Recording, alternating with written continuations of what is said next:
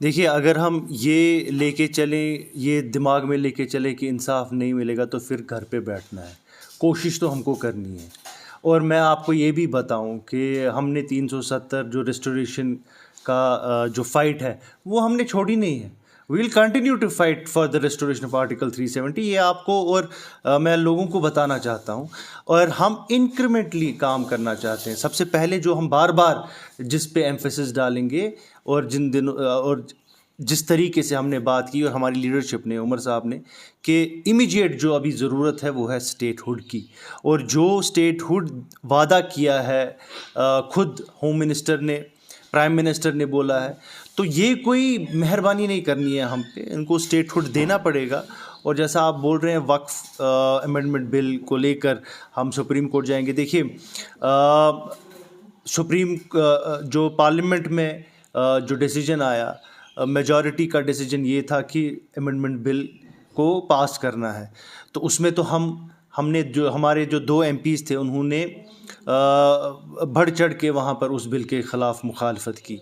हमारे honourable MLAs ने assembly में उसके ख़िलाफ़ बात की।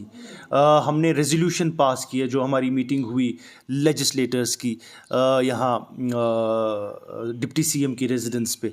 तो आप मुझे बताइए कि नेशनल कॉन्फ्रेंस कहाँ पर पीछे है। अब मसला ये है कि एक फ़ेक नैरेटिव बनाया जा रहा है। जो इकोसिस्टम है यहाँ पर, जो अभी इस सरकार को आगे चलने नहीं दे रहा है, जो कोशिश कर रहा है कि सरकार डिस्टेबलाइज हो, वो बहुत ज़बरदस्त एक इकोसिस्टम है जो सोशल मीडिया पे सबसे ज़्यादा सरगर्म है। और हम लगे हुए हैं उनको जो फैक्ट्स के साथ उनको कॉन्ट्रडिक्ट करने में, लेकिन वो एक बहुत तंजीमें उसके साथ जुड़ी हुई हैं। और जैसा कि आपको ये भी मालूम होगा कि इलेक्शन में जिस तरीके का जो झूठ हमारे लीडरशिप और हमारी पार्टी के ख़िलाफ़ फैला गया, लोगों ने उसका जवाब बिल्कुल दिया। और जो PDP चिल्ला चिल्ला के हमारे ख़िलाफ़ बात कर रही थी, उनको 3 सीटें मिली। आज वही PDP फिर से वही प्लेबुक फिर से प्ले कर रही है कि लोगों में इंतशार डालने की कोशिश कर रही है। तो मल्टीपल चैलेंजेस हैं। हमारे चैलेंजेस यहाँ विद इन जम्मू कश्मीर भी हैं, हमारे चैलेंजेस आउटसाइड भी हैं। ये नेशनल कॉन्फ्रेंस अकेले इन सब चीज़ों की जो है लड़ाई लड़ रही है। और इसमें हमको किसी पार्टी से कोई सपोर्ट नहीं मिल रहा है, चाहे वक्फ अमेंडमेंट की बात हो, चाहे रेस्टोरेशन ऑफ स्टेटहुड की बात हो, चाहे और जो जम्मू कश्मीर के लोगों के मसले और मसाइल उनकी बात हो, उसको सबोटाज ही किया जा रहा है। लेकिन इंशाअल्लाह अल्लाह के मदद से ही हम कामयाब होंगे, हम पर उम्मीद है। और हमारी पार्टी ने डिसीजन लिया है कि हम वक्फ अमेंडमेंट बिल को चैलेंज करेंगे सुप्रीम कोर्ट में। इससे पहले भी हमने किया है और हम उम्मीद करते हैं कि सुप्रीम कोर्ट हमारी इस जायज़ डिमांड को इस पे गौर करेगा और हमारे हक़ में ही फ़ैसला देगा। देखिए, मुझे एक चीज़ समझ नहीं आ रही है, PDP करना क्या चाहती है। अगर PDP, चलिए मैं BJP का तो मानता हूँ, वो हमारे ख़िलाफ़ हैं, वो सामने हैं, आपके सामने बोल रहे हैं कि सीना ठोक के बोल रहे हैं हम आपके ख़िलाफ़ हैं। लेकिन PDP का मुझे समझ नहीं आ रहा है।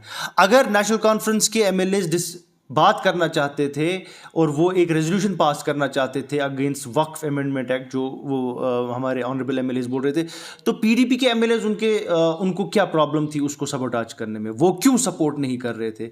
आपको ये समझना पड़ेगा, हम जम्मू कश्मीर एक मुस्लिम मेजॉरिटी स्टेट है और ये जो बिल लाई गई है ये सीधे डायरेक्टली सिर्फ हमारी जो वक्फ की प्रॉपर्टीज़ पे अटैक नहीं है, ये जो हमारा रिलीजियस प्रैक्टिस है, जो जिस तरीके से हम अपना जो है रिलीजन प्रैक्टिस करते हैं, उस पे एक डायरेक्ट अटैक है।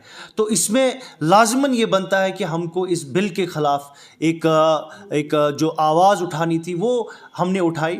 और जो रिप्रेजेंटेशन की हमारे MLAs ने असेंबली में, वो representation because they were representing not themselves, वो खुद की रिप्रेजेंटेशन नहीं कर रहे थे, वो उन लोगों की रिप्रेजेंटेशन कर रहे थे जिन्होंने उनको वोट डाला। और लोग एक्सपेक्ट करते हैं कि हमारे MLAs उस टाइम वहाँ असेंबली में जाके उनके हक़ की और उनके जो एहसासात है उनको रिप्रेजेंट करें, और वही हमारे MLAs ने भी किया। और बाकी ये बिल्स की जो आप बात कर रहे हैं, इंशाल्लाह ये बिल्स लैप्स नहीं होंगे। ये बिल जब नेक्स्ट सेशन होगा ऑटोमेटिकली उस टाइम पे ये बिल्स आ जाएंगी, जैसा आपने बोला, चाहे अल्कोहल की बिल हो या बाकी डेली वेजर्स का। और वो भी उमर साहब ने एक टाइम फ्रेम रखा है 6 महीने का। वो इंशाल्लाह वो सारी चीज़ें हम वादाबंद है इन सब चीज़ों को एड्रेस करने के लिए।